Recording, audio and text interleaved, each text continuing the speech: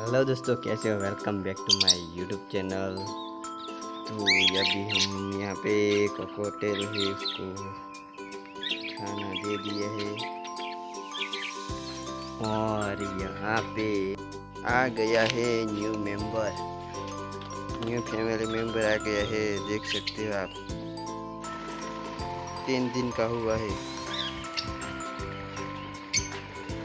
और यहाँ पे एक बच्चा हो गया, एक और जी अभी अंडा पूरा नहीं है, देख सकते हो आप। और यहाँ पे जो हमारे ग्रीन पैरट, ये तो देख सकते हो।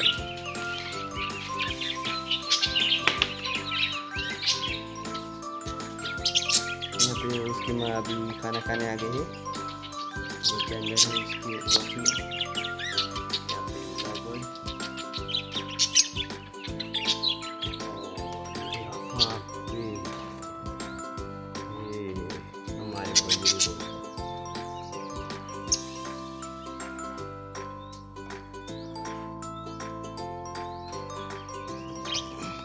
और ये है हमारा जो बच्चा अभी 1 मंथ का हुआ है, और उसका जो वो 1 मंथ का हो गया, और वो भी इसका ही बच्चा है। और ये 1 मंथ का हो गया, और वो दूसरे अंडे भी उसने फोड़ दिए, और दूसरा बच्चा हो गया है। यहाँ पे वो खाना खाने के लिए आया है।